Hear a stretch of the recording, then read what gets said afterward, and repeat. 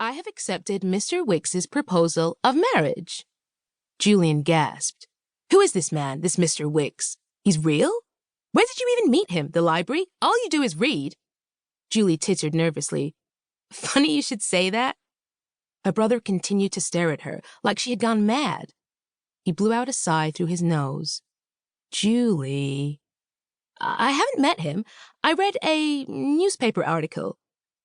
Dare I guess this article was featured in a matrimonial publication? Well, yes. Julian put his fingers to the bridge of his nose and massaged the tender spot. You have no reason to marry a stranger. Is the city boring you? Why don't we take a trip to Europe, perhaps Spain? You adore Spain. This isn't about being bored. Julie stopped short and tapped her chin in thought. However, now that you raise the issue, perhaps it is. She nodded at him, her long curls bouncing. I think you're right. I was unchallenged here. There really are only so many dresses I can be fitted for or operas I can attend. I want to do more than that. I want to be challenged by life, Julian. No one gets married out of boredom, Julie. Her brother paused and flung his hands out. I'll admit there are matches made foolishly, but that isn't the type of woman you are. If you're feeling restless, may I suggest taking up a hobby? Needlework, for instance, has been lauded as an exemplary way of keeping young ladies busy. I haven't the patience for something so tedious, you know that. Julian let out a deep sigh, the kind particular to long-aggrieved brothers the world over. Then learn to gamble, by God, anything but get married. Is this because you feel a need to nurture something? Shall I get you a kitten? A macaw, perhaps? I hear they have ungodly long lifespans. Julian, it's time that I move on. I'm an Old?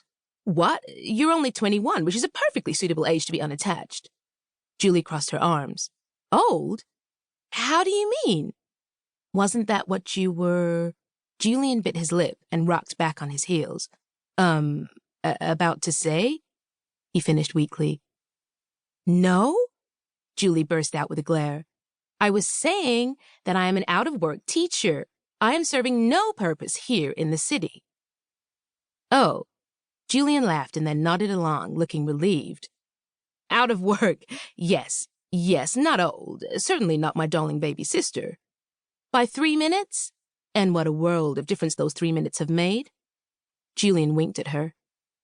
It was true that he was the embodiment of an older brother, protective, teasing, and always in command of his surroundings.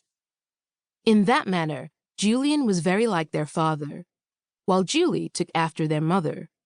She made careful decisions, observed rather than participated, and preferred the fantasy of books over the crowded ballrooms and salons of New York's hot monde. No matter how Julie tried, there always seemed to be a disconnect between herself and her peers. By all rights, she should be, as her brother was, secure in fortune, looks, and charisma. But for Julie, her place within the 400 was a different experience. She wasn't the simpering debutante or heiress society expected her to be. And though it would have made her life simpler, Julie wouldn't change for anything. Her father, Jean Baptiste, who had fought for the Union in the war between the states, had met her mother, Manon Green, on a dusty road somewhere between Richmond and Atlanta. Manon was a stunning woman, the product of French Creole and enslaved parentage. Jean and Manon had been married by the company chaplain, and her mother had remained by her father's side every moment until the war had blessedly ended. Julian had been born a mere 5 months later. Since childhood, the Baptiste twins' place in New York had been comfortable and secure, with only moments of what her father referred to as that ugliness laying itself bare. Julie navigated their social sphere with the adeptness of a crown prince. But Julie drew into herself, her dark eyes observing from her place on the sidelines.